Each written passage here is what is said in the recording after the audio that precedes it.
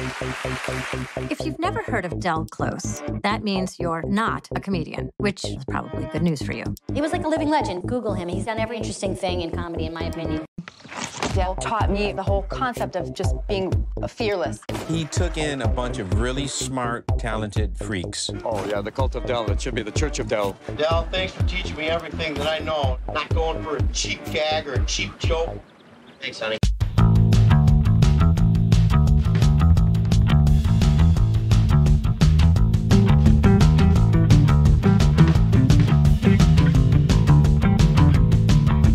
I'm here with Jennifer Pike, who is one of the producers of tonight's film, and you just took the film last year to South by Southwest in the weirdest year for movies ever. Yeah, never made it to show anybody the film, which was a huge bummer. But we made it into South by, but it was canceled a week before we were supposed to be there. No virtual screenings? No, because it happened too fast. Nobody was expecting it. But Austin shut it down, and so there we were. So then you go to Chicago International Film Festival. That's October. So we've adapted, kind of. How did that go? We did get a virtual screening for that, and that was fantastic. Especially Chicago is just so meaningful. So that was great. Tonight is like the big kind of moment to get to all sit together in a theater and watch it on the big screen. And where does it go from here? So it's going to be released on Apple TV on July 27th and Eltavad and other streaming platforms following that. You don't have a huge comedy background, or am I wrong? So what leads you in the path of making this film?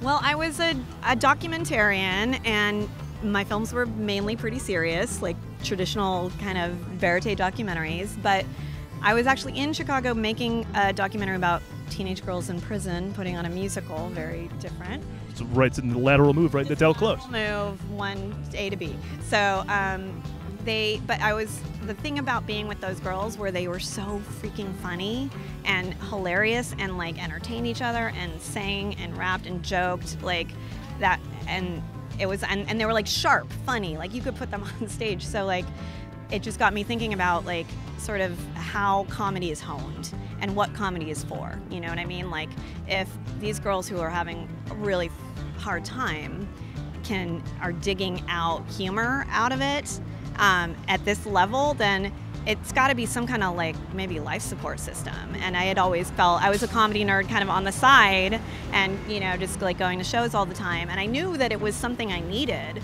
but I didn't really know why. And then I heard about this, you know, guru, Del Close, who trained all of my heroes and yet like, you know, had a needle hanging out of his arm and was in and out of insane asylums. So I was like, that guy knows why I love comedy. I'm going to find out from him.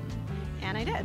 I'm here with Jimmy Pardo, and Jimmy is going to do the Q&A. You're going to moderate after the screening tonight, yeah? That's exactly what I'm going to do, and we'll see how that goes. Well, you may remember Jimmy from the podium behind Andy Richter on Conan, my favorite bit of yours. So that's the greatest. Thank you. Yeah, there was. I think I was Andy's sidekick for a couple of. Yeah. Great bit. Do you have history with Del and that whole comedy scene? I do. You know, I did Players Workshop at Second City right out of high school, where I met Matt Walsh, and. Otherwise, I just know about Del's skull. That's really all I know. Macbeth, right?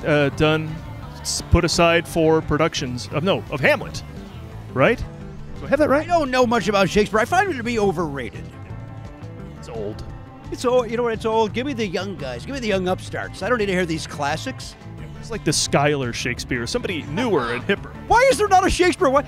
Shouldn't there be some descendant of Shakespeare that's carrying the torch? But we don't hear about a young Shakespeare, do we? Imagine that guy, he's like working at a Taco Bell, cleaning it. He's like, I keep going on about my great-great-great-great-great-great-grandfather. Well, then you know what? Put pen to paper. You know what? That's on him. That's on him. But one thing I never knew anything about watching this trailer was the comic. Like, what is that even all about? This was one of the problems of making a documentary about someone like Del. It's like every year of his life he did something like worthy of discussion, like whether the whole doc in 1 year. Absolutely, like whether it was like, you know, diving as a kind of human torch in the Bahamas or inventing a new art form. He was always, so the comic book was just 18 months of his life where some guys who worked for DC Comics who were from Chicago were like, you know, we want to make this new kind of crazy postmodern horror comedy comic book. Let's go to Del Close. For Madmen only. Accurate?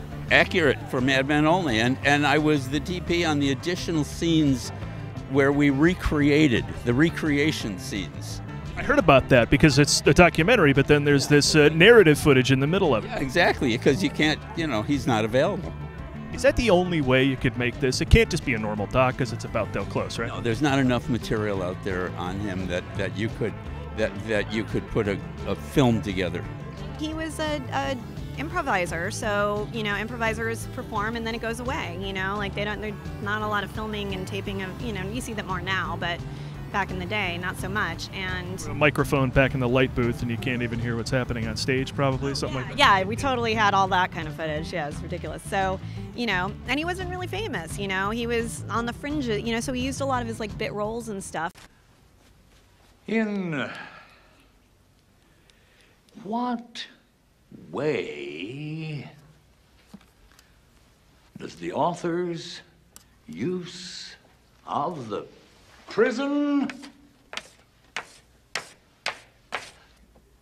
symbolize the protagonist's struggle? I am a huge fan of Ferris Bueller's Day Off, and I had no idea who that teacher was until I started working on this film. I was like, holy shit, that's Del Close. My favorite part of that movie. It's fantastic. I studied with Del in the 90s. I got one class before he left us, and it wasn't until earlier this year I watched American Graffiti. There's Del Close. That's how he just pop. You don't know what he's in. He just pops up in things that you never expected. Yeah, he's everywhere. He's like the guy behind the guy behind the guy.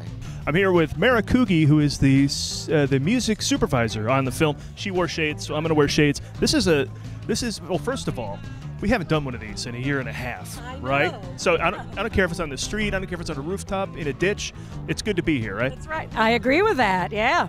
I mean, I work in music, so I go out to clubs all the time, and this is one of my first parties or anything.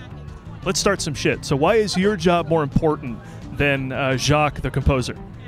Oh, man! I'm just kidding. It's a joke. Tell me actually how you two work together. You know what? Jacques had actually finished most of his work by the time I even got involved. This film got into South by Southwest, and we had about 2 weeks to clear everything, and I jumped in and I did it. And yeah, I think you're going to really like the music. That's the bitch of the job, right? Isn't it? The clearance. The clearances are just nice. Like you get a creative idea, ding, that's over. Now it's months of clearances. Am I correct?